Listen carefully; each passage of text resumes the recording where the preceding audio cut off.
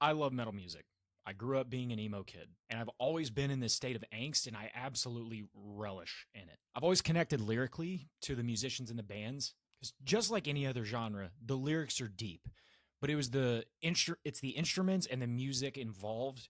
It's the perfect culmination of order and chaos that is going on in my head at all times, represented in music form, and it's just awesome to me. And I was listening to a song by Era called Pale Iris, and there's this specific line in the song that really stood out to me and got me thinking. So the line is, I hate the truth of my capacity for ruin. And this is a truth that most people fail to understand about themselves. By not understanding our capacity to completely ruin our lives, we end up ruining it anyway. We do dumb things because we never truly understand just how much power we have to completely flip our lives in a 180. We do dumb things because we never truly look at how much power we actually have to completely screw our lives up. We do dumb stuff. And most of the time, the things that we look back on and realize that we are behind in life aren't the one-off decisions. It's the culmination of dumb daily decisions that we do every day that lead up to that point. We realize it after we do the action that's the straw that breaks the camel's back. This is the critical mass. We can't stand how imperfect we are. We're not wired for happiness. We are wired for self-preservation. The problem is this self-preservation instinct in us does not give a shit about our happiness. It also doesn't care what our goals are. It does not care that we want to lose weight. When we're hungry, if we don't have our mind in a place where it can understand what's actually going on, we're going to eat the food anyway when we feel like it. When we're hungry, our brain triggers us to find food, even at the expense of our goals. It doesn't matter how much we want it. If we leave ourselves to our own devices without having to course correct ourselves in our mind, we're going to always take the path of comfort and the path that's going to leave us stuck to where we look down like 10 years from now and we're not going to be in the place where we want to be. And we're actually exactly in the same place that we were when we started. And this same drive to our default behavior also happens within our own sense of self. We want to preserve our identity and who we think we are. And change sucks. The last thing that we want to do is change. It's hard and it requires parts of ourselves to die. The lazy part, the part of you that wants to take shortcuts, the part that likes to go and get blasted on the weekends. Even though you know it's not good for you, it's still a part of your identity.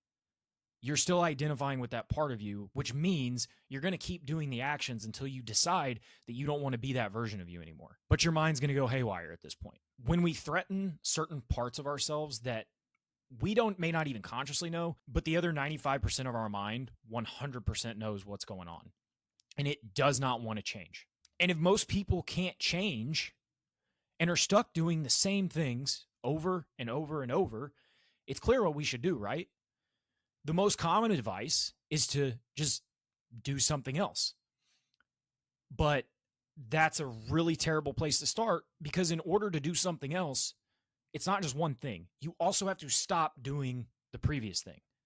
So rather than what most people think is it's just one piece of effort going into said thing. So say you want to lose weight, so you're going to start eating healthier. Well, first you have to stop eating unhealthy and then start eating healthier.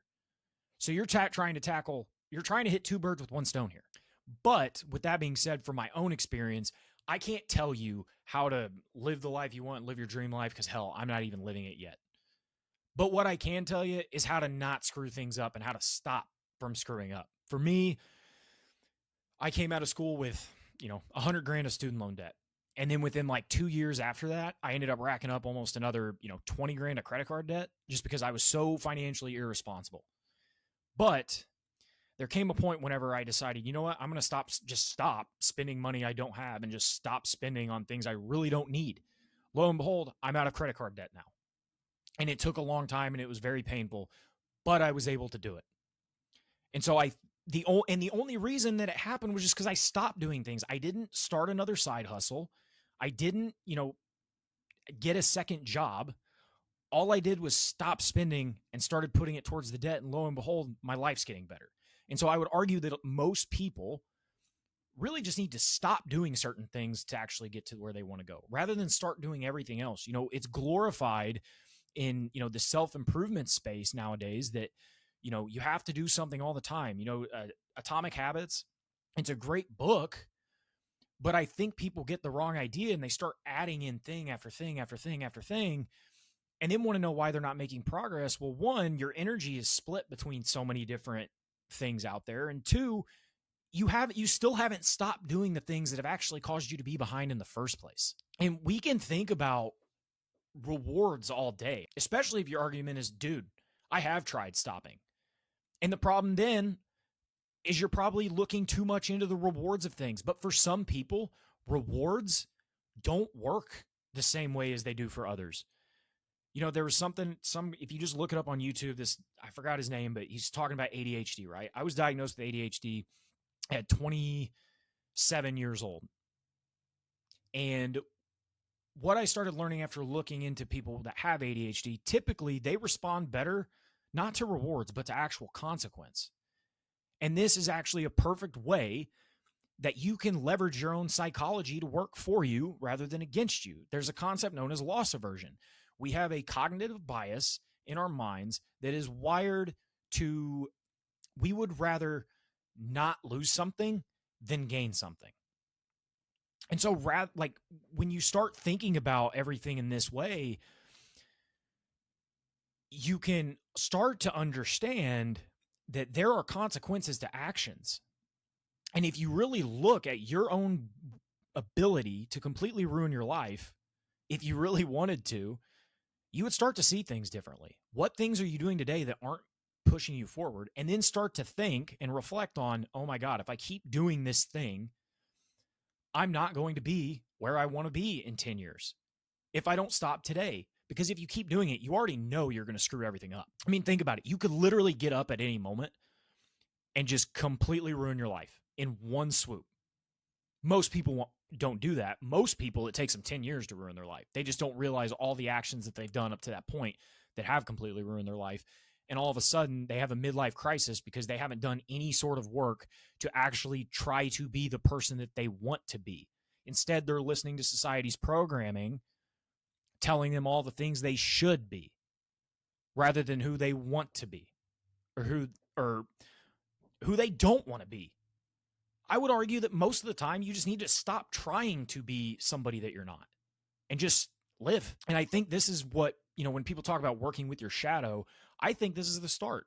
It's looking at how damaging you can be to yourself and understand how much capacity that you actually have to ruin your life. Because when you do that, it's freaking scary. And sometimes when you get scared, that can be the most powerful motivator for you to actually change. Most people don't look at this. And what happens is they try to stay busy because those parts of you do come up when you're bored and when you have nothing to do. But instead, you distract yourself with social media, porn, food, whatever it is, so that you don't have to sit with that uncomfortable feeling because you know deep down you're not who you say you are being. And it hurts so much to have to sit with that. But your job here, if you actually want to do something to improve your life, is to just be bored.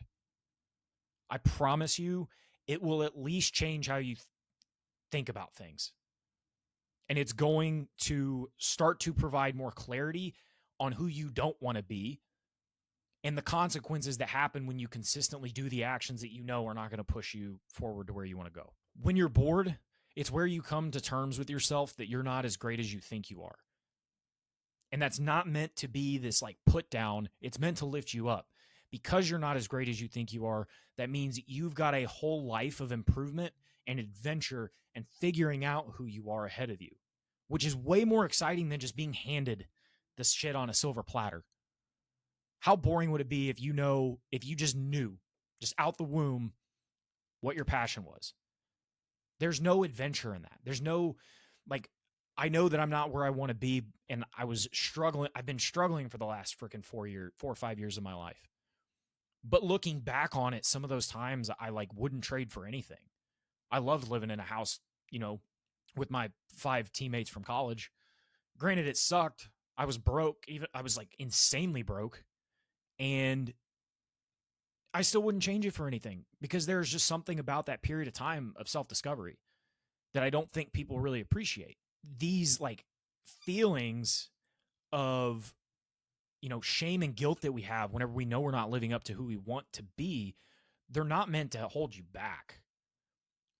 All that they're meant for is to just be aware of and know that you do struggle with certain things and that you aren't always who you say you are.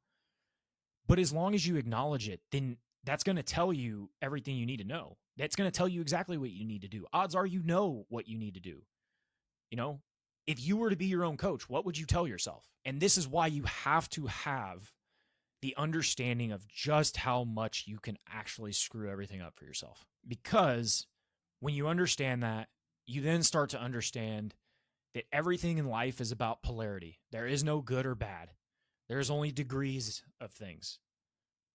So if you can at least keep everything on the what we perceive as not negative and just stay in the neutral to positive, your life's going to get 10 times better. I promise. And if you can ruin your life in a powerful way, then that also means because of that polarity, you can improve your life in a powerful way. Leverage your own psychology to work for you rather than against you and watch your life get better. Thanks.